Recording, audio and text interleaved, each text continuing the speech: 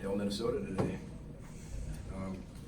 First and foremost, before we begin, just want to say Happy Veterans Day to all of our veterans and everybody who served in our military and serves in our military. What you do every day, what you have done for us, allows us to play the game that we love. It's incredibly selfless. We get to coach a game for a living. Think about it. I mean, my living's based on a game, board game, football game. It's a game, and your career and your life is built on life and death. So, thank you for all the servicemen and women in our country who are serving and who have served. It just means so much to all of us, and we're preaching that, and teaching that to our players every single day. And despite what other people say, or despite what is out there on TV at different times, and back and forth, we want our players to support people, especially our veterans. So, second, just want to wish Mark Coyle a happy birthday tomorrow. He turns 50 tomorrow, so everybody wish him a happy birthday. Really proud of our football team's response. Purdue is an incredible football team. I mean, they're averaging 485 yards of offense. Number 2 offense in the Big Ten, number 13 in the country. We went through a lot of change, a lot of adversity. We've been through a lot of adversity going into this season. We knew that, being young and inexperienced, that's adversity in itself. And then all the things that have happened from week 1 all the way till now. And a lot of things. We've had things happen in our coaches' lives. We've had things happen in coaching changes. We've had lots of tragedy happen in our players' lives. We've had an enormous amount of adverse situations throughout our entire department, like everybody has. I don't think I've ever seen as much adversity in 1 year from a football team that I've coached, that I've been around. And for this team to do what they just did, special. A lot of amazing performances tonight. Mohamed Abraham had his 3rd 100-yard rushing game as a freshman. That's the first time, I think, since Maroney back in 2003. That's our 2nd straight home game without allowing a first half touchdown. I think that's really important. Purdue was 0-12 on 3rd down. That's the key statistic, everybody. We got them off the field. We said we wanted to be simple, sound, and fast. Heck of a game plan. Simple, sound, fast, and let our players get back to what we do. We held them to 233 points, or 233 yards. That's the lowest of the season. 10 points, lowest of the season. And they gave up the most they've given up all year. So that's really, really impressive. That's our 2nd 30-point win.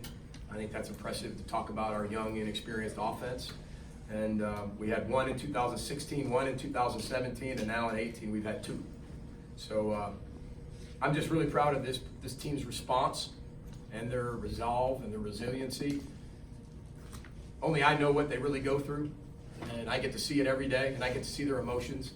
And this team showed a lot of heart, character, and integrity tonight. And I'm so proud to be their coach. I'm so proud to get to address them after the game. And I told them I'm so glad to have our football team back after last week's performance, and because I know they're way better than that. And, they deserve all the credit. Our coaches deserve all the credit, not me. Our players do. I'm very humble being their football coach, and watching them go through this journey of football that's going to match their life. And they're learning a lot as we continue to go through this together. So very proud of them. Got to give Purdue a lot of credit. That's an outstanding football team with a ton of playmakers who is incredibly experienced. And want to thank our band, want to thank our fans, our loyal fans who showed up. It just means so much. Stayed the whole game. That means so much to me. I know you care. I know you understand what we're going through, and I understand that you get to go a part of this journey with us. It just means a lot. But I thought our band was incredible, and had a feeling before the game when I saw them, they were all jacked up, ready to go, that we'd have a little juice tonight because of them. So just want to thank our band. So with that, I'll open up for questions. How do you figure out they beat Ohio State and they beat Iowa? One thing I was told by Jim Tressel is the great thing about college football is you never know what's going to happen in college football. If you get into this team beat this team and this one compared to that team, as my wife tells me, comparisons steal your joy. And if you compare yourself to other people, if you compare yourself because they did this, they did that, if we compared that tonight, we would have been 50-point underdogs. So we don't stick around comparisons. We get better every day. We change our best. Nothing's changed. We practiced on Tuesday hard. Practiced on Wednesday hard. walked through on Thursday, practiced hard on Friday, prepared mentally, physically, and emotionally, and gave ourselves the best opportunity to be successful, and the players took advantage of it. Jim, what you guys changed schematically this week? Sound, simple, fast. And we didn't change our defense. The defense is the defense, and the defense works. But we got back to us, allowing a team like that to be able to, okay, if you're going to do that, you're going to have to put 12 plays together and go score. And we got to keep everything in front of us. What's killed us in the past is explosive plays. I don't think there were any explosive plays tonight. Zero. So for us, keeping things in front of us, keeping things very simple in the scheme, not a ton of adjustments, rallying around the football, and playing very simple, not many coverages. And that's what we did. You get me today versus last week, it seemed like you guys were in the right places. Correct. Last week. How easy is that to do or complicated is it to be in the right? Well, I think that goes into a lot of factors, whether it's your preparation, your confidence, your belief in yourself and your teammates, your belief in the scheme. But again, we just got back. As I said all along, I thought we were getting to a point where we were robbing Peter to pay Paul, to pay Susie, to pay Mary, to pay Mike, to pay, and that's what we were doing. We were just constantly changing that, and I felt like just we had to make a change to be able to get back to what we do. And I thought Joe Rossi called a tremendous game. You want to talk about a guy who had a ton of diversity this week. You go from the D-line coach, now you're the coordinator. Not only that, but it's a close friend to all of us. And I thought Joe Rossi handled it with a ton of integrity, character, professionalism, and I thought our whole staff, a guy short, Danny Collins, our GA, was our corner coach this week. And that guy has been with me 6 years. He came to me as a volunteer at Western Michigan. One of those volunteers that like write you letters, bang on your door, show up every day. It's really creepy. But then they do it so much that you just hire the guy, and you're so thankful you have them. Bradley Parker's the same way in our program, in our operations department. You know, stuck letters in my mailbox every day, good letters, every day. And Heather's like, "Are you good? This is getting a little bit weird." I said, "Let's give him another month to see if he does." He kept doing it. So we at least got to talk to the guy, talk to him, and he's one of the best employees we have. And so again, Danny Collins, Jamal Adai, Marcus West, Joe Rossi, to rally around each other and all have input on the defense. That's what you saw tonight, and you saw a team playing for each other. That reminded me of Fresno State, which again, at the beginning of the season, you're still playing your stuff, and I thought that was tremendous. With your first touchdown with you sent Green in, are you counting on other teams to expect Green to run, and is that what made your tight end so open there at the goal line? Absolutely, because that's just it's common football, right? Because when you have the quarterback as a runner, you put an extra hat in the box, and they can outnumber you quickly. And you might have 8 blockers, they've got 9. You got 7 blockers, they got 8 in the box. And what we want to do is continue to run, and then have the deception of the pass. Not only the deception, he can really throw the ball, so he can do other things. He can run option, he can run draws, he can run outside zone, he can throw the ball down the field, he can throw the ball intermediate. And again, that's just part of an offense. It's part of Kirk Shiraka's creativity. We had to find, when Rodney and Shannon went down, and then we lost Mo as well, we have to find unique ways to move the ball on offense. I think that's what I think some people don't understand at times is, there's 7 freshmen starting there on offense today. And you're going against a really good defense who's playing really, really well. Their team's playing well. They're high potent offense. And you watch what Kirk Shiraka and our offensive staff does is continues to put our players in the best position to be successful that they can do, that they're capable of doing, not just to run a scheme. What are we? We've had so much turnover and so many things happen. Every week we got to start all over almost. Say, okay, who's in? What do they do best? How are we going to add them? How are we going to put them in the scheme? And I think that's what Kirk Shiraka does best. Were you surprised that Purdue came out throwing so much rather than running? No, I think what they do and their success, what they hang their hat on, is they throw the ball. Their quarterback's special. I think he's one of the hottest quarterbacks in the country. And number 4 is dynamic. Their other wideouts can all run 4-4 on the outside and fly. They're experienced. They got a really big offensive line that's good. Got a lot of transfers on that line. A lot of guys who played football there for 4 years. So, no, it didn't surprise me. I thought we really did a great job of stopping the run. I mean, when you look at I think they're rushing off, 88 yards rushing on 30 carries. So they ran the ball. We just stopped the run. And they have a little over 2 yards a carry, 2.8 or something like that. So I'm just really proud of our team's response as a whole. Why were your tackling so much better today instead of most of the game? We were in right position to tackle. They used the tackling circuit, and there wasn't a lot of space in between us and the defender. That's why we tackled. How'd you feel like you were able to simplify things to linebackers and talk about the Cashman's play at the center? Yeah, first of all, this is a very, very difficult offense to prepare for because there's so many shifts, motions, bubbles, motions that go in front, motions that go in back, a lot of deception. Everything's deception. But again, if your eyes are in the right spot, deception shouldn't work. Deception's all based on eyes in the wrong spot. And if you're constantly thinking, and your eyes in 3 different spots, then your eyes are never in the right spot, right? Got back to our eyes being in the right spot, period. And then Blake Cashman's opening play, I mean, he's on the cover of the game day program for a reason. Strips the ball, scoops and scores, finishes in the end zone. And I'll be honest, Blake Cashman had his worst game of his career last game. And I don't say that like I'm picking on him. He'll tell you that. I've told him that. He told me that. But that just shows the resolve this team has. They don't put their head down. They put their oar back in the water and they row the boat. That's what this program's about.